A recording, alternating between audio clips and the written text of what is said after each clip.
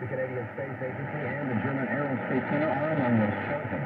Von Forch Engineering in the Netherlands and Intuitive Machines in Houston, Texas are among the commercial entities selected. Academic institutions include the University of Zurich Physics Department in Switzerland and the University of New Brunswick in Canada. The four hams are Chris Swear, K1FSD of South Dakota, Dan Slater, AG6HF, and Loretta Smalls, AJ6HO, both of California, and Scott Tilley, VE7CIL of British Columbia, Canada. The hams will be using their radio equipment to track transmissions from the Orion over the course of 10 days in space. This is Don Wallbank, AE5DW. Fans of the ham clock shack accessory are still shaken by the death of its developer, and now they are working hard to preserve their legacy, as we hear from Kevin Kirkland inside TRE. With last month's tragic death of ham clock developer Elwood Downey, WB0OEW, the clock is ticking, quite literally. On a way to salvage this popular shack accessory, so it remains useful beyond its scheduled sunset in June. Brian Wilson, K04AQF, the developer of an open source alternative, has posted his in-work progress on the GitHub website. So this is shortwave radio gold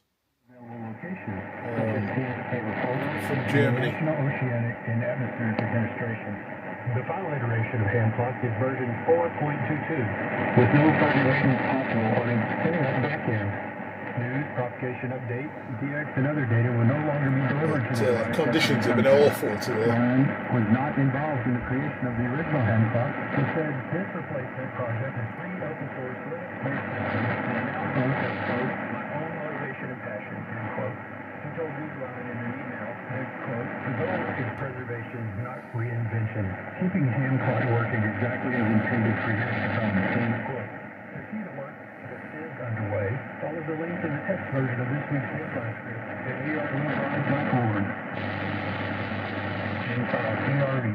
Hams in Brazil are marking the anniversary of the national organization that represents them, the TV even, and a separate electronic information.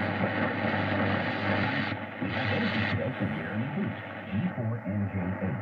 When the immediately Amazon rather than the radio themselves cooperated, the link of Brazilian amateur radio transmitters was created in 1934 to represent its national radio amateurs.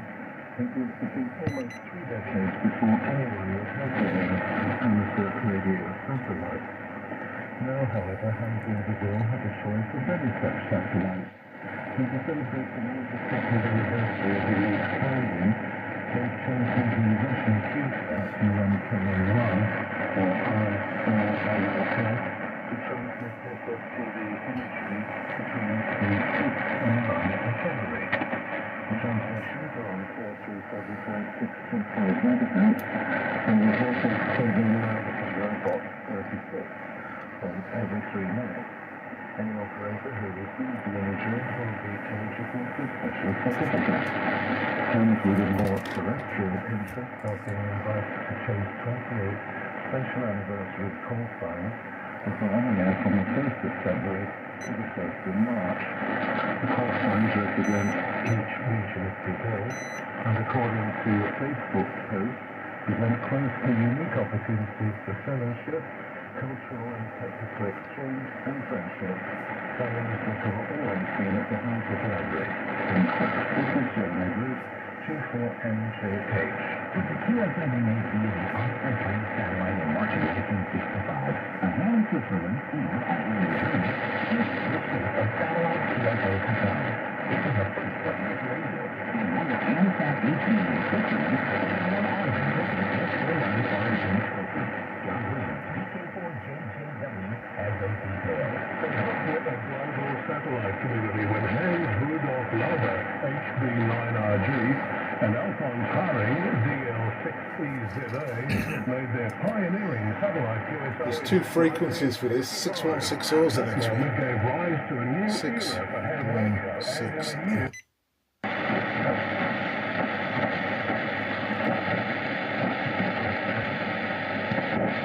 Перемещение по имени Биши, мой изобретение относится к первой. That one. 3975. The competition is timed to coincide with the original Only QSR's higher, low, medium, and high satellites will be permitted. And on a single How else would you want your shortwave news? geostationary satellite for a similar concept with H-501x and Orion. Different rules. Follow the link in the text version of this week's Newsline script at arnewsline.org. This is Joel Williams, for JJW. Like the ARRL's annual field day, this field day provides an opportunity for portable operations only in winter environments during the last weekend of January. For amateur radio operators in the Pittsburgh, Pennsylvania area, however, simulation changed to activation while participating in this year's event. Randy Fly, W4XK, told us more. Heading to Chevette, KB3YRU was with a group of fellow hams for Winter Field Day on Sunday, January 25th, when he was notified by the warning coordination meteorologist for the Pittsburgh Weather Forecast Office to activate Skyborne for winter storm reports. Eddie, who was a Skyborne coordinator and volunteer, told Newsline that stations from 35 counties across the region got on the air, averaging 150 snowfall and condition reports on each of the counties. Amateur participation came from central Ohio, western Pennsylvania, as well as the northern and northern panhandle of West Virginia. Of course, this is why drills like Winter Field Day exist. The activation went QRC on Monday evening, January 26th, after 15 continuous hours of being on the air. This is Randy Fly, W4XJ. Time frame to identify your station. We are the amateur radio newsline, heard on bulletin stations around the world, including the curriculum Christian Radio News Network at 1000 UTC Monday through Saturday, and on Sunday at 1600 UTC.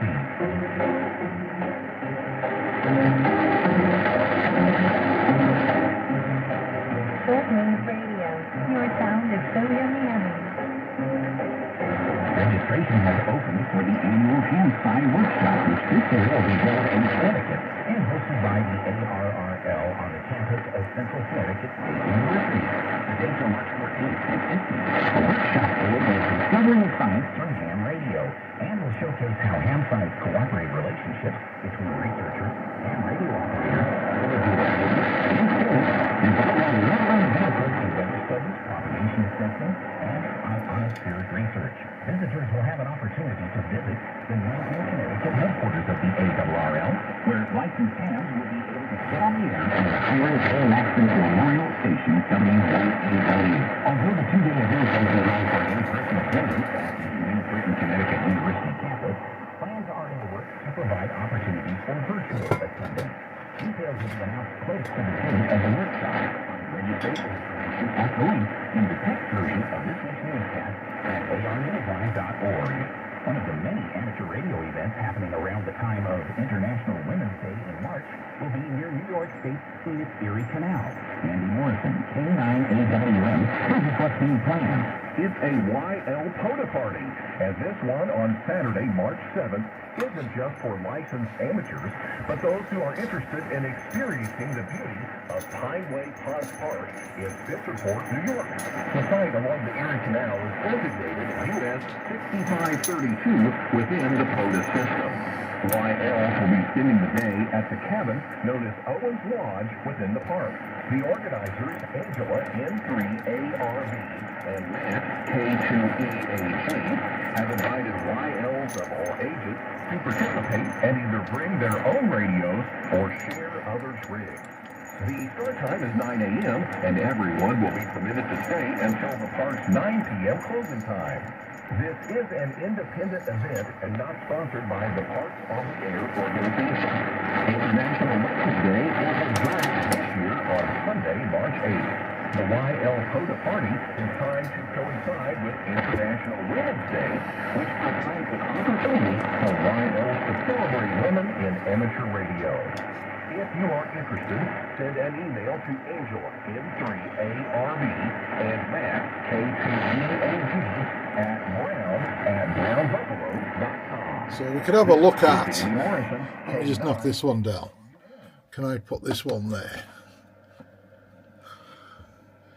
HX501. I'll switch that one off. Switch the antenna over. Put some power on it. And 3975.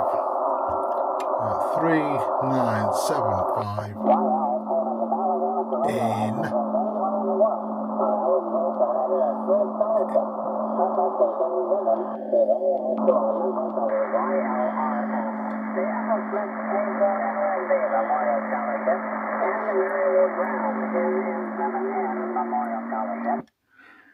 $2,500 each for the student's full-time pursuit of a bachelor's or graduate degree at any accredited university.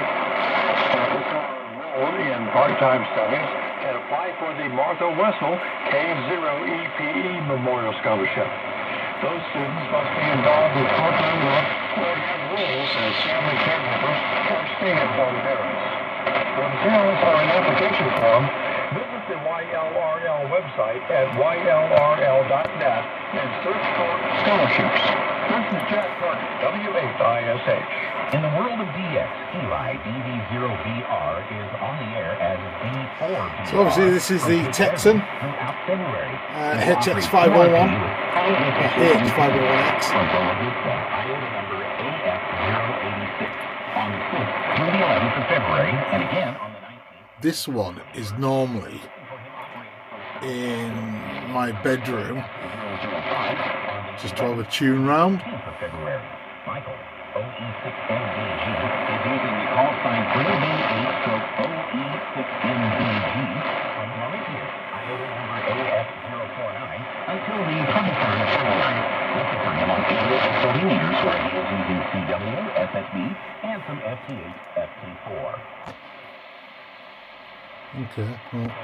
Will be active from Guyana from the 19th through to the 27th of February. The team includes Alex, IZ0EGA, Paulo, IZ0EGI, Diego, IZ0EWJ, and Luca, IZ3FQ. They will operate SSB and FT8 on 160 through 600. Flight ST1TS is on the air as C21TS from Nauru, Iota number OC031, until sometime in July. He is operating mainly FT8, but may try some SSB. See the station's page good sound on this one. for QSL information and other operating details. Just like amateur radio operators, Punxsutawney Phil, the famous American weather predicting groundhog, is with full cooperation to do his job every February. This year, as every year since the 1960s, hams in Pennsylvania were with him every step of the way. Jim Davis, W2JKD, ends our newscast with his tribute to the weathercasting brilliance. A shadow was cast over the scene on February 2nd as Punxsutawney Phil newly emerged from his burrow, looked down with sleepy eyes, and saw the dark outline of his likeness. By tradition, that signals 6 more weeks of winter here in the Northern Hemisphere. The Punxsutawney Area Amateur Radio Club, K3HWJ, who get on the air each year for a special event to mark this winter ritual, did what Phil could not. They were able to stay warm and comfy in their burrows. Judy Smith, KC3JAS, who operated from home on Monday, Groundhog Day, told Newsline that her husband reported temperatures... So the 501x is that one. All right. Let me just drop this down. Obviously, this is the 200. Oh, I keep calling it a 200. 2200. 2200x. And I don't know which one you would prefer. Oh.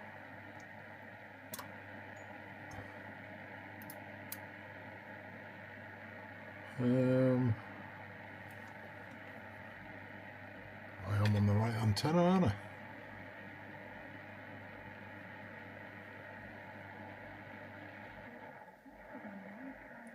Turn it up a bit. What was it? 3795. 3795.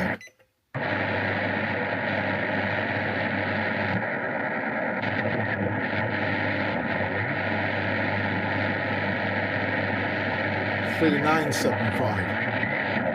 3975. That's my dyslexia. We will help you use the correct number of syllables to make an authentic haiku. Submit your words and then it's awesome. Your radio inspired haiku will be highlighted on our website where everyone can read it. With thanks to Amateur Radio Daily, Angela, David Behar, K7ED, 425DX Bulletin, Samsung, KC3JAS, Matt, K2GAD, NASA, Northern Arizona DX Association, QRZ.com forum, shortwaveradio.com. Interesting. Greenlight 0K website. I think. Young Ladies Radio League, and you, our listeners. I think. Amateur Radio News Line. We remind our Let me turn listeners that that down. Amateur Radio News Line is an all-volunteer, non-profit organization that includes expenses for Turn that one up. newsline.org, and know that we appreciate you. We also remind our listeners that if you like our newscast, please leave us a 5-star rating wherever you subscribe to us. For now, Jerry and Murray, KD2GAT, Apple, New York, and our news team worldwide, I'm Peter Nash, N5ASH in Jonesboro, Arkansas, saying, as always, we thank you for listening. We wish all our listeners the very best for the year ahead in 2026. Amateur Radio News Line is copyright 2026. Amateur Radio News Line is ownership of this material even if it is all rights are reserved.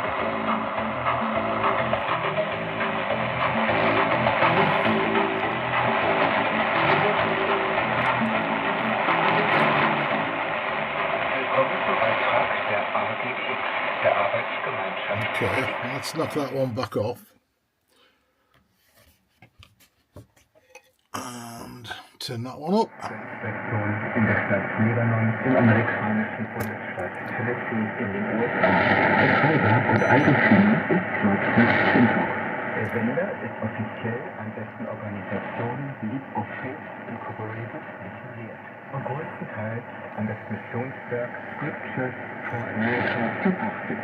Scriptures ist ein Dienst der Freikirche der Fountain Church of Christ in Colorado, die bis zu seinem Tod im Jahr 2011 No, I think I prefer the 2200. geleitet wurde.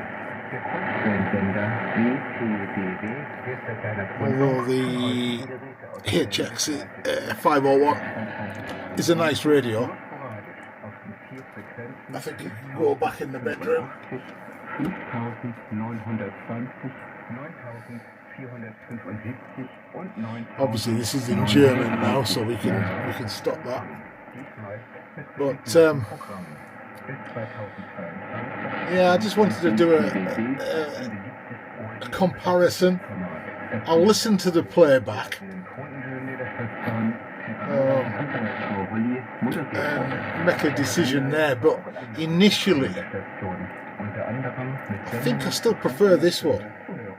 Im November 2022 kündigte WTDW an, den Betrieb endgültig einzustellen zu wollen. So it seems a bit more punchier for my ears. But the 501x is great.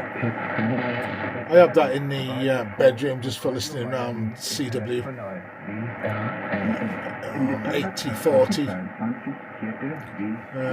you know, just before bed. So, I have radios everywhere. So anyways, right, I'll call this because he's gone into German. So 7-3's very good evening, and thanks for joining me, and we'll catch up soon. Any interesting signals or frequencies, let me know. Put them in the comments. 7-3.